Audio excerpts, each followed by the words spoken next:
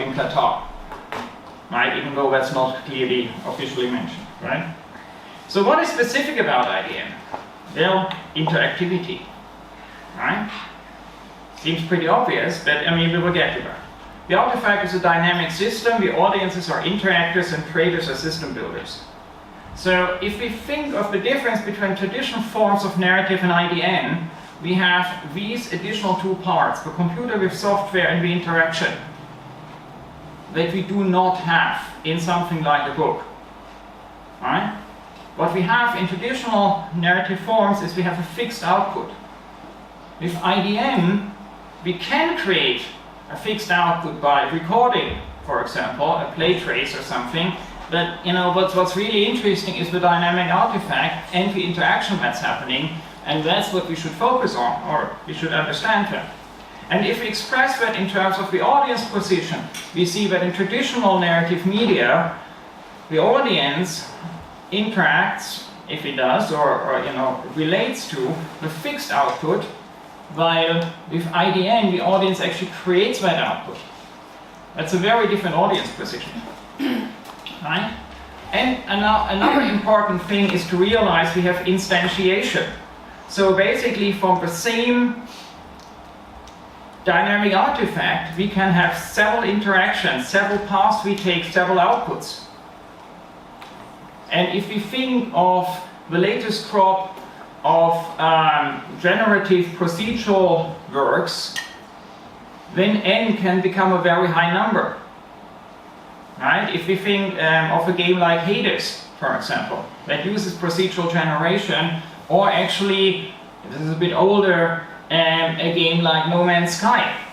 Right? No Man's Sky, you're a space explorer, you're flying to planets.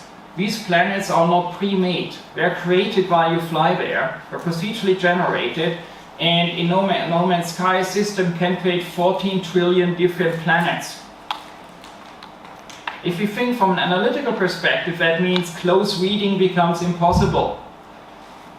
Right? And yes, I'm aware of No Man's Sky was not that great when it came out, and it took them 6 years of patches, and yes, the planets were not that meaningfully different initially, but it shows where we need to go from an analytical perspective and also from a practical perspective.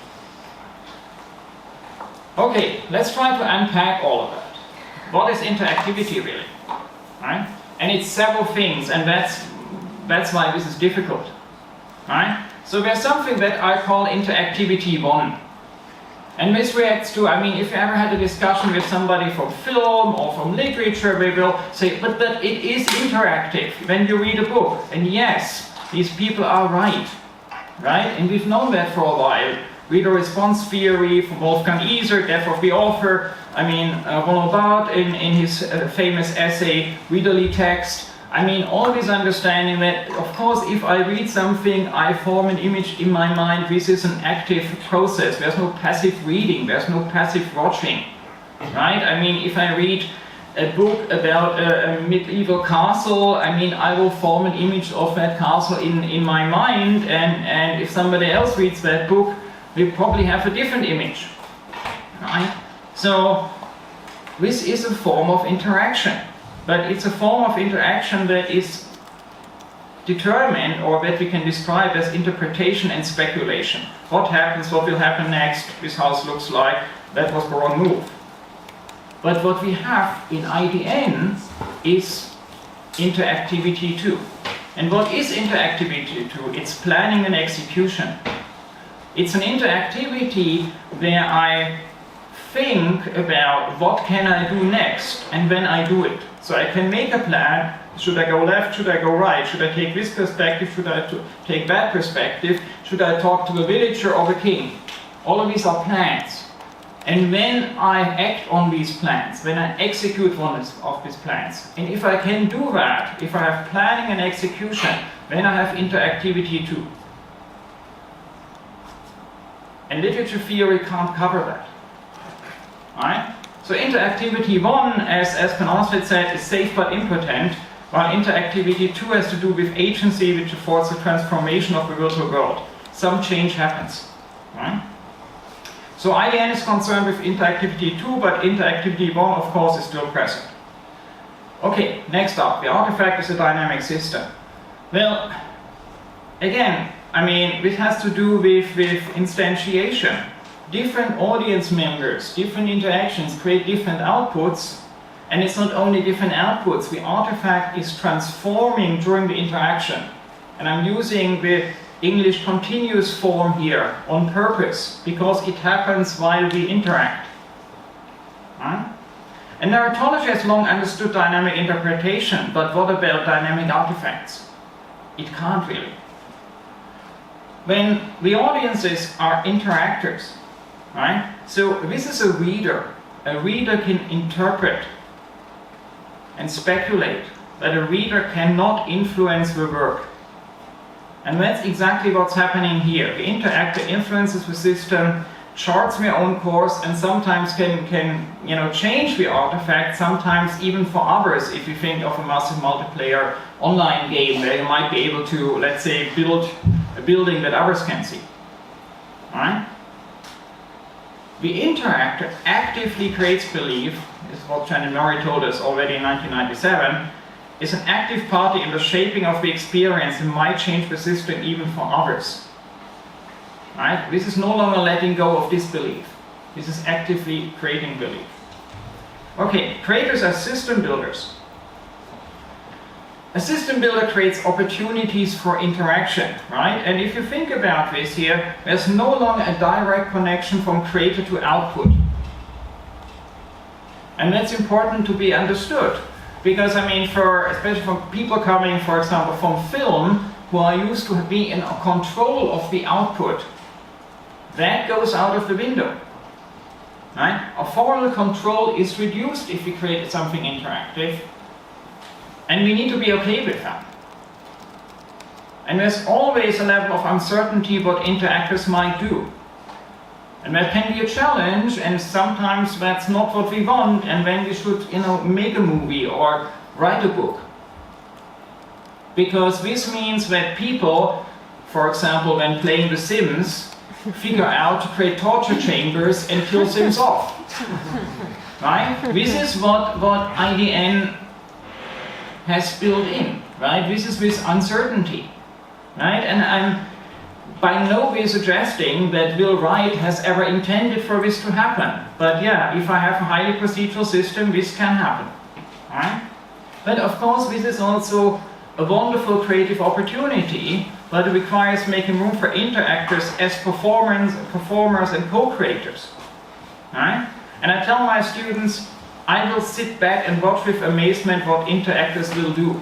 This is the phrase that needs to be here understood and embraced. And I mean, two artists that do that in a very beautiful way, and I really recommend everybody looking up Tale of Tales and their works. They say, we are not storytellers in the traditional sense of the word. In the sense that we know a story and we want to share it with you. Our work is more about exploring the narrative potential of the situation. We create only the situation, the actual story emerges from playing partially in the game, partially in the player's mind. That's exactly it. So the IDN system architect is no storyteller, narrator, author of old. We are system builders, as I have called it in a paper together with Miriam and Atari, or as narrative architects, as Henry Jenkins has called them in 2004.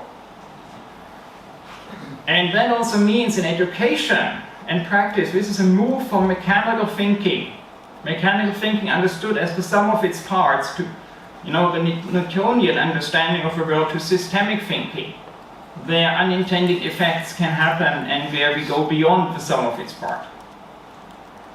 Right? And yeah, there's more about that in paradigm of game system building. So where are we now?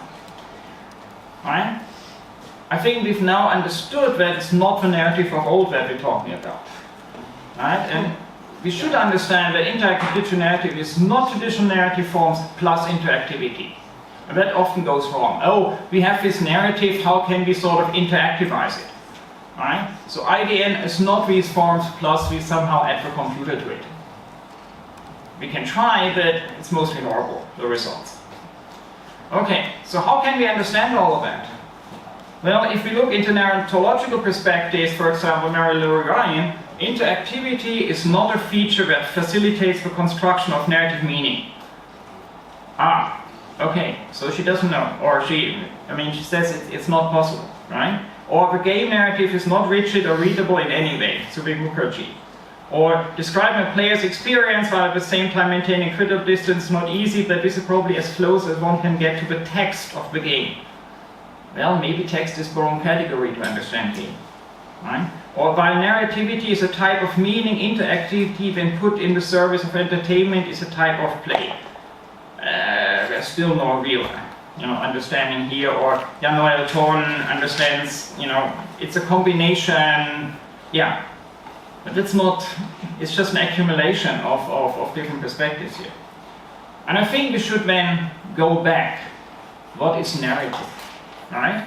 And here I refer to what's understood as the cognitive term in narratology. I made this argument before that narrative is a basic structure of our cognition. And what happened in narratology during the 1990s, and sort of David Herman in his book Story Logic caps that in 2002 his development, is being influenced by cognitive science and understanding narrative as a forgiving, flexible cognitive frame for constructing, communicating and reconstructing mentally projected worlds. Right? So it's seen as a structure in our brains. And that's actually exactly the development in narratology that the ludologists never referenced. Right? It was completely ignored. So narrative is basically a cognitive function for sense making and it's not tied to any specific form. In the strictest sense you could say the narrative is never, and it's not in the book, it's not in the film. These things are triggers for our narrative framing, for our narrative machine in our brain. Right? And of course it also means that many forms of narrative exist that differ from the mainstream Eurocentric model, and here are two examples. What you see to the left is Kisho Tenketsu. That is a Japanese form that is a 4-part form with no tension arc and no climax and no conflict, and it still works. And the way it works is first part is introduction, second part is we learn more about this topic, and then bang! Out of nowhere comes a third part that seems completely unconnected to the first two. And then the fourth part is used to explain how the surprising third part is actually connected to the first two parts after all. And if you ever watched, and Kisho Tenketsu, that's the Japanese word, but it exists in other Asian countries too. And I say, if you have ever watched, let's say, a Japanese action movie and they're confused what was going on, that could be the reason. It's not built on a Eurocentric model of narrative, right? Or to the right side you see one of many, many forms of African storytelling, which is a form where every story gets told 3 times. Once for the children, once for the grown-ups, and one for the elders. And of course that is a cyclical, multiclimactic form. So, ceci n'est pas un modèle narratif universel. Right? So if you remember one slide from my presentation, let that be it. Okay? And we need to stop teaching children in our school system that this is the case. Right? That's a big problem. And neither is this. Okay? Recently we actually invited a narratologist to an INTCOR meeting and he was totally confused how we can still talk about this disgraced, outdated model from 1949. He was literally confused about that. It took us a while to make him understand that this is still a model used in the games industry. And in my book you can read how current people in the field where this came from think about it. Well, they don't, or they think about it in very low ways. They see that as wishful thinking is one of the terms used by people in myth and folklore studies, and that it's misogynistic should be obvious by now, that it's colonial should also be obvious by now. So we need to overcome that, right? But, of course, what do we have? Here's a perspective from a game designer, Wolfgang Wald, on gamedeveloper.com, where he also basically says the same thing, but he also says when I tell my clients that I'm not using the hero's journey, I'm losing clients. And that's a problem, right? So here is some work that I've done with some students of mine. I had 4 master students. I gave each of them a geographic region of the world, and I said, look at that, bring me or find non-Eurocentric story structures. And here is what came out of that effort. One is a structure of Japanese comics, one is a structure from one particular tribe in Africa, one is the structure that's out of India, and one is from Latin America. There's tons of these structures out there. They're culturally determined. Again, they're not universal, and I think, especially when it comes to Africa, I think there could be an army of African PhD students mapping these things. Because, I mean, one of the things, and they could be made productive for our use, right? One of the problems is, when I looked into Africa especially, is we find descriptions, we find records of everything, our storytelling, we find very little structural descriptions that a game designer could use to implement them, right? So, huge area. Okay, so that means in the space of narrative, IDN can have a place with other narrative forms without having to conform to the novel or the Hollywood movie. So what would be an adequate concept to describe that? Well, I think the natural sciences have ways to represent dynamic artifacts and situations, and we are at the right place for that. Because just over there's a lecture theater where an Austrian guy lectured. His name was Erwin Schrödinger, right? And what did he talk about? Well, he came up with this idea of Schrödinger's cat, right? So, and what is that, right? It's an idea to describe an aspect of quantum physics that we don't know where an atomic particle is, but we know it's in either of 2 places. Right? So what do we see here is an understanding in the natural sciences, and he came up with this idea in 1926, nearly 100 years ago. What we see here is a one-to-multiple mapping. Right? And ever since, we have seen many more additional models in the natural sciences: cybernetics, system theory, chaos theory, fuzzy logic. So yes, there are ways to describe systems, dynamic systems. And of course, of particular importance is cybernetics here, which is really the linear mapping. And actually cybernetics came at the beginning of World War II, where people realized that artillery tables, which look a bit like Eurocentric story arcs, if you think about it, are no longer cutting it. And we need much more complex ways to, if we want to hit a fast-moving plane or if we want to hit a submarine. And out of that came the understanding of a feedback loop. Right? I mean, we're not talking about cybernetics so much anymore, but anytime you use a computer, there's a feedback loop, right? There's the game loop. This is cybernetics, right?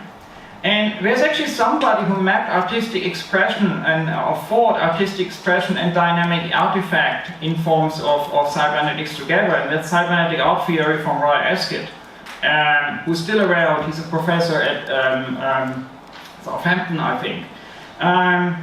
And he wrote in 1964, it's a shift towards an art of system and process. He also wrote, I make structures in which the relationships of parts are not fixed and may be changed by the intervention of the spectator. The participant becomes responsible for the extension of the artwork's meaning. Roy Ascott, 1968. So we have ways to describe that. A shift of human interest is from the thing, the object, the product, to the process, the system, the event in which the product is obtained. Right? And based on that, I have created a framework which I call the SPP model, and I'm going to introduce it now. Here you see a bit my trajectory, people I'm influenced with, and that I'm building on: cybernetics, cognitive narratology, computers, a digital medium, things like that. So this is the current version of the SPP model. Basically, SPP stands for system, process, product. Right? And the content of the system is what I call a proto-story, basically potential narratives. Right? It's a prototype of all the narratives that can be instantiated. I talked about the importance of instantiation. The instantiation happens in the process, the interactive experience of the audience, and then we can get two types of products out of that. And one is a recorded output via camera behind me, via play trace, and the other one is a subjective product, if I retell that to somebody. Right? And here, this is a modification to my earlier theory, retellings. That's something that Miriam El-Attari has explained in 2018, got Best Paper Award at ICITS 2018, which was here, actually. So we go from potential narrative to instantiated narratives, or from design through the user performance, user experience to the recorded output. If we look a bit more closely into proto-story and the description of proto-story, so proto-story is the dynamic narrative prototype. Narrative design is the concrete structure that exists in that. Narrative vectors are what happens within the narrative design. They're equivalent to plot points, and we can then also describe procedure components, assets, and user interface as the elements that also exist in the proto-story.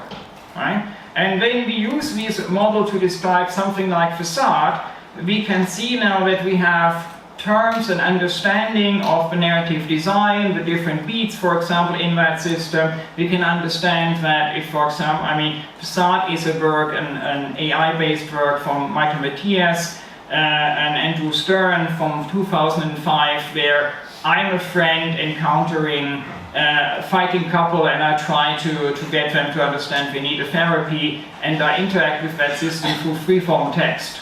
And it tries to understand that, and is relatively successful in that. It's not ChatGPT, but we're talking 2005. And here we can now, with the SPP model and this understanding, we can really analyze the different elements. We can see what's happening. We can distinguish between procedural components, assets, the user interface, and the narrative design. And of course, the SPP model also understands the instantiation. Right. The other thing that I also have worked on and created to understand is the interactive position. Right? And here I'm referring to, and that's what I introduced together with Christian Roth in 2018, it is what I call the double hermeneutic. And that is another way how we see the difference between interactive narrative and traditional forms, because in traditional forms we have one circle of interpretation, the hermeneutic, but here we have a second one. So the first one considers the narrative up until here, the narrative trace we have, but the second one considers our interaction possibility. Right? So we have two things that we talk about. Right? So we go again through that, and the idea of double hermeneutics comes originally from Giddens in social theory, has been applied by Vilamata Kalamati in 2012 first to games, and we applied it to IDM. What about replay? Well, what actually happens is, once we played something for the first time, we have a memory, right? So when we play the second time, something must change. And that's why I'm saying from the second time on, we have actually a triple hermeneutic. We have a third cycle of interpretation that considers the memory of our first encounter or previous encounters. Right? So double hermeneutic on the first go through, triple hermeneutic on every subsequent encounters. Okay. Right, more in the book. Cover art, by the way, by Miriam El-Attari. Okay, so what is an application for IDN?